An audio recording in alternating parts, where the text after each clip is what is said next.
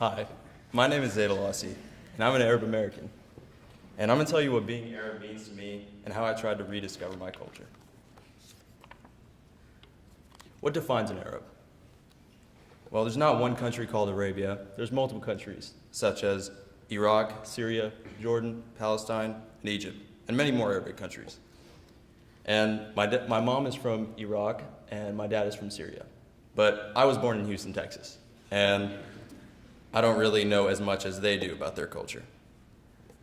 And I went to a little school called El Hidayah in second grade, and I went to Oakridge after. I forgot basically all of my Arabic.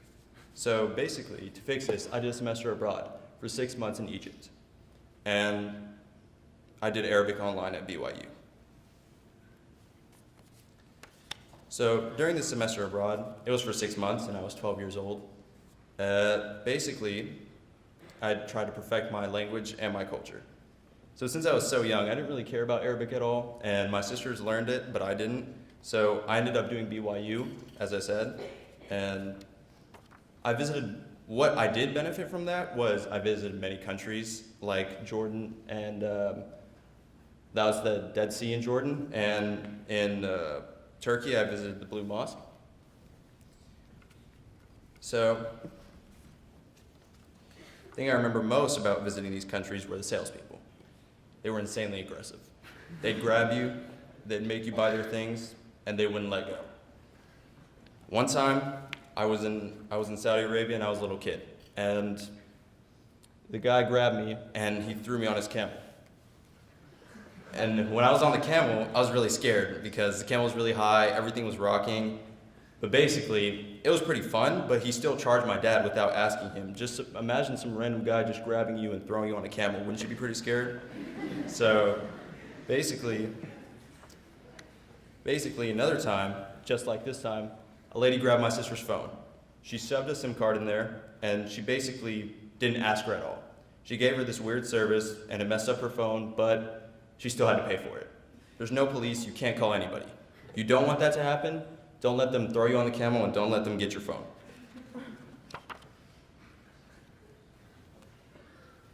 Well, I did learn a lot about my culture and all those scary experiences, but it was really fun, and I learned everything about Arabic people and Muslims. So there's a lot of misconceptions that I'd really like to talk about, clear some things up. Well, basically, Arabs, Indians, and Pakistanis aren't the same things. Arabs speak Arabic, Indians speak Hindi, and Pakistanis speak Urdu. And another misconception is that Arabs are Muslims. Well, they're not. They're two totally different things. Arab is a race, and Muslim is religion. You can be an Arab Christian, an Arab atheist, Arab Jew, whatever you want to be. But it doesn't necessarily associate with being a Muslim. And also, another serious misconception is that Arabs are engaged in jihad, which people think means holy war. I'm here to tell you it does not mean that, necessarily. It means struggle, and struggle for something good in your life. You can struggle for the poor, you can struggle for good intentions for someone just to try to help them, but jihad is just for your pure intentions to help someone else. And it's been taken in a violent term, and I'm happy I can clear that up. Also, all Muslims are not the same. There's two different branches. There's Sunni and there's Shia. They're very different, and they're just different. All right.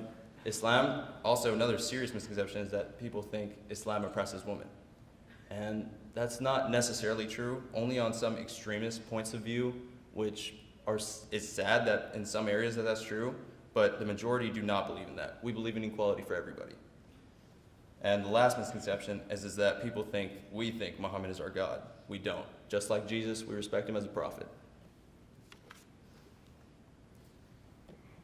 I'm happy to clear all these things up, and it's not y'all's fault that you think this way, if you did think any of those things were true. It's honestly the media's fault.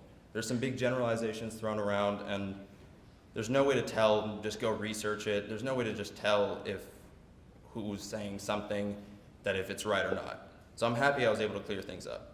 Thank you.